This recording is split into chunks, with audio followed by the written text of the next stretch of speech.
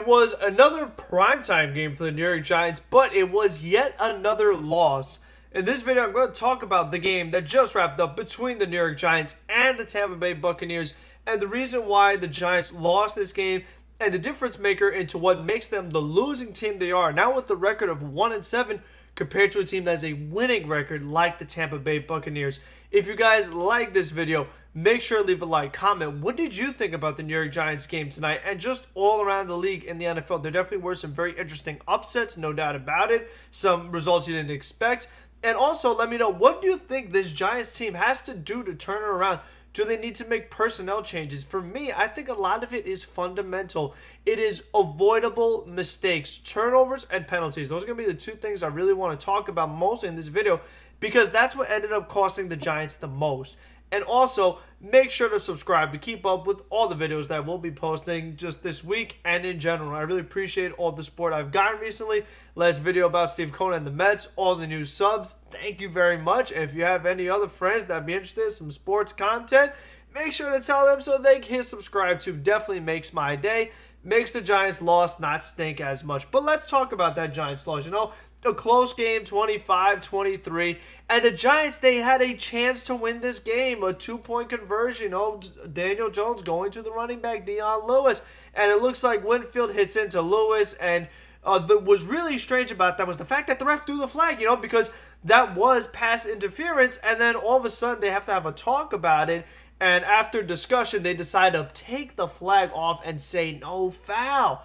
That was really interesting because it's like if the ref saw the penalty, said there was a penalty, why would all of a sudden he not say it's a penalty? I mean, this, I don't want to say decided the game, but it could have, because let's just say that the thing about this, though, there's a couple things here. Now, let's say the ref did stick with the call, said, okay, pass interference.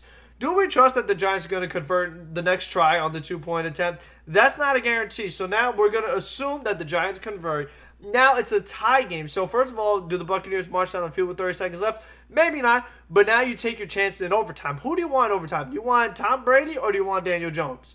I think it's pretty obvious you want Tom Brady. So I think regardless of the outcome, whether the ref missed the call or not, which they did, no doubt about it, and it definitely does not help the Giants, I don't think that was the ultimate deciding factor. I don't think that's the only reason why the Giants lost this game.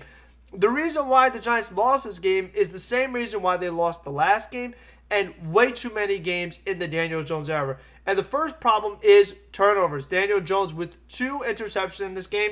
He finally didn't have a fumble, so that's like a miracle. You know, definitely is a big deal when something like that doesn't happen. But I think that when you are facing a team like Tampa Bay, when you are facing a quarterback like Tom Brady that isn't going to turn the ball over that many times, Buccaneers had 1 turnover in this game. You can't be throwing 2 interceptions. It makes it much harder for your team, especially when you don't have much of a run game. So you know that when you're on offense, you really got to make it count, especially with the amount of penalties. There was a big difference in penalties where the Giants had 7 compared to Tampa's 3 penalties. So that right there, those 2 things alone, that's how you lose a 2-point game. And stuff like that has happened for the Giants, you know, week after week after week. You know, we're saying the same things over and over again. Don't make silly mistakes. Don't make penalties in the red zone. Don't make penalties on defense. Don't turn the ball over. And the Giants continue to do that.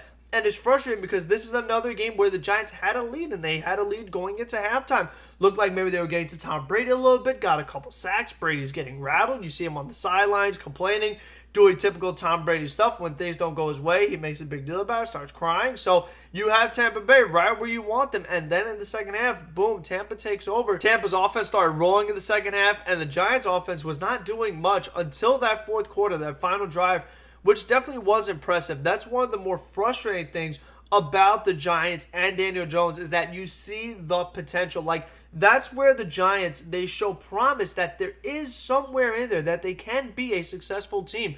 When Daniel Jones is spreading the ball around and he's going to Shepard, going to Slayton, going to Ingram, then the big touchdown catch by Golden Tate. Daniel Jones has weapons on this Giants offense, which we can't say for other teams like the New York Jets with Sam Darnold.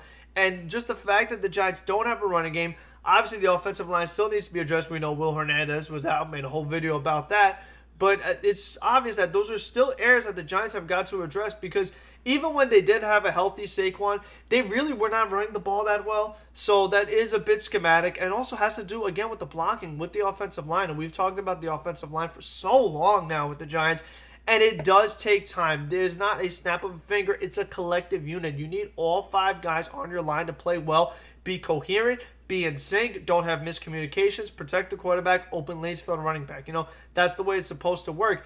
And if you take a left tackle like Andrew Thomas in the first round, who has not been great so far, has not been as good as Mekhi Becton for the Jets, so he's been a little inconsistent, that's a problem because left tackle is probably, other than center, your most important position on the offensive line, especially with the right-handed quarterback. Protecting that blind side is massive, especially for somebody like Daniel Jones who has a fumbling problem. So you can't have Daniel Jones get hit from behind and then he's going to cough up the ball, probably in bad field position, and just completely destroy everything, destroy your offense, and put your defense in a really tough spot. So there's just so many reasons why the offensive line just has to be continually worked on. You know what? You made a move for Kevin Zeitler. He's been pretty good so far, not the Zeitler of old, but still, there needs to be more work done. Is Will Hernandez a long-term solution? We don't know. Nate Solder opted out. No problem with that. I understand that. I don't have anything against anybody opting out, but we know that so far in his contract, Nate Solder has been a disappointment. So right tackle has got to be addressed. You probably have to look at center. That has to be a very important position because that's the person snapping the ball to Daniel Jones. You want to have good chemistry there because you want it to be where you don't have mishaps in the snap count. You don't want plays to happen where the quarterback is looking this way and the center snaps it and then you have another fumble and just a bad possession. So it's very important to, again, have that chemistry and just have that in sync. This way you'll have an offense that flows much better. So that is going to be the main thing for the Giants on offense. Defensively, they weren't too terrible in this game, especially considering that they were playing a team like the Tampa Bay Buccaneers. I think you have to be very impressed and very proud that you didn't let Mike Evans go off. That's big. 5 catches for 55 yards. Yes, he had a touchdown, but didn't go crazy. Gronkowski had a touchdown, but 4 catches for 41 yards. Nothing crazy. Yes, the Buccaneers did not have Chris Godwin, and they did not have Antonio Brown. But still, I mean, it is Tom Brady, it's Mike Evans, it's Gronkowski, Leonard Fournette. So all in all, the Giants defense played relatively well. And a big thing for the Giants was that it was obvious that last year the defense was not good. The defense was the reason why the Giants were not in the playoffs last year, besides Daniel Jones' turnover problem. And the moves that they made in the offseason, Gettleman did a great job in that area. I know people have been very critical of David Gettleman. I fully understand it. There definitely have been some mistakes, and this Giants team is still losing way too many games, so you can't really say that Gettleman's done a great job. But I will say that free agency did go well on defense. The move to get James Bradbury was way better than I expected. I mean, Bradbury has been a really, really good corner, which I did not expect. I thought he was going to be okay, but not like a number 1 corner. That's huge. That makes a huge difference for a defense where some teams, they only have one big-time receiver. And in this case, since the Buccaneers are down Godwin and Antonio Brown's not ready yet, if they just have Mike Evans and you could contain Mike Evans, you give yourself a chance. And that's exactly what happened for the Giants. They obviously had a chance this game, only losing by 2 points. And then the other move, which I really, really liked, was getting Blake Martinez. The Giants have, for a long time, needed that quarterback on defense, that big-time middle linebacker that is everywhere, makes a lot of tackles, and is in every play.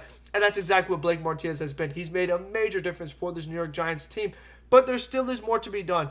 Obviously, for the Giants, the key that they need on defense is pass rush. We know that the Giants' success, one of the main reasons why they won 2 Super Bowls in the past, was because of their pass rush. We've talked about plenty of times, but with Tuck and Strahan and Numenor and those guys, being able to get to the quarterback is so important because you see what it does to somebody like Tom Brady. When they get rattled, they get flustered, they're uncomfortable, and they can't get in rhythm, and they can't do what they want to. And once you mess up an offensive game plan for the other team, now it is up to your offense to capitalize, put points on the board, don't turn the ball over, and don't make penalties. So until the next one, which will probably be some kind of Met video where we talk about, let's maybe go position by position, what the Mets have, what they could do. We'll start with catcher. That's probably the next video that will be coming out, unless there is some breaking news in between then. So until then, be safe, be smart, be healthy, and have a good one, everyone.